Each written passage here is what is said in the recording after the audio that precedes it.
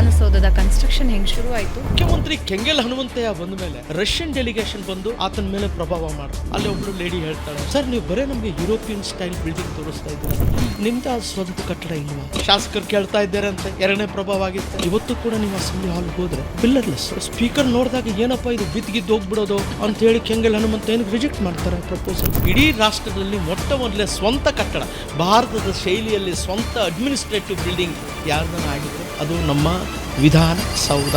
ಆವತ್ತಿನ ಕಾಲಕ್ಕೆ ದುಡ್ಡಿಲ್ಲ, 33 ಲಕ್ಷಕ್ಕೆ ಅದು ಫೈನಲ್ ಪ್ರಪೋಸಲ್ ಆಗಿದ್ದು. ಕೊನೆಗೆ ಎಲ್ಲಿವರೆಗೂ ಬಂತು? 1.84 crores ಬಂತು. 2 ಫ್ಲೋರ್ ಇಂದು ಅಮೆರಿಕನ್ ಮಾಡೆಲ್ನ ಫಿಕ್ಸ್ ಮಾಡಿ ಬ್ಲೂ ಪ್ರಿಂಟ್ ಹಾಕಿ 1951 ಅವತ್ತಿನ ಪಂಡಿತ್ ನೆಹರು ಅವ್ರನ್ನ ಕರೆಸಿ ಇನಾಗ್ರೇಟ್ ಮಾಡಿದ್ದು. 1952ರಲ್ಲಿ ಮುಖ್ಯಮಂತ್ರಿ ಆಗ ಬಂದ್ಮೇಲೆ ಈ ಪ್ಲಾನ್ ಬೇಡ, ಗುಬ್ಬಚ್ಚಿಗೂಡ್ತಾ ಇದೆ. BR ಮಾಣಿಕ್ಯಂನ ಕರೆಸಿ ಒಂದು ಶಾಸಕಾಂಗ ಕಟ್ಟಡ ಬೇಕು, ಒಂದು ಭೋಜನ ಶಾಲೆ ಬೇಕು, ಒಂದು ಲೈಬ್ರರಿ ಬೇಕು ಅಷ್ಟೇ ಹೇಳಿರ್ತಾರೆ. But this man he was a chief architect. Kengal Hanumantha ಅವರ ವಿಷನ್, ನಿಜವಾದ ವಿಷನರಿ ಯಾರು? BR ಮಾಣಿಕ್ಯಂ. ಖೈದಿಗಳನ್ನು ಬಳಸ್ಕೊಂಡು ಹೌದು ನಮಗೆ ಶಾರ್ಟೇಜ್ ಆಗಿತ್ತು ಕೆಲಸಗಾರ. ಒಂದು 500 ಜನ ನಾವು ಖೈದಿಗಳನ್ನ ಎಲ್ಲರೂ ಕೂಡ ಆವತ್ತಿನ ಮಟ್ಟಕ್ಕೆ ನಾವು ಕೆಲಸ ಮುಗಿಸ್ಬೇಕಾಗಿತ್ತು. ಜೈನ್ ಮ್ಯಾನ್ಯುಯಲ್ನ ಅಮೆಂಡ್ಮೆಂಟ್ ಮಾಡಿ ಶಾಸನಸಭೆಯಲ್ಲಿ ಆ ಖೈದಿಗಳನ್ನ ಕರ್ಕೊಂಡ್ಬಂದು ಒಬ್ಬ ವಾರ್ಡನ್ ಅವ್ನಿಗೆ ಇನ್ಚಾರ್ಜ್ ಕೊಟ್ಟು ನಾವು ಕೆಲಸವನ್ನು ಅವ್ರಿಗೆ ಬಿಡುಗಡೆ ಭಾಗ್ಯ ಸಿಕ್ತು.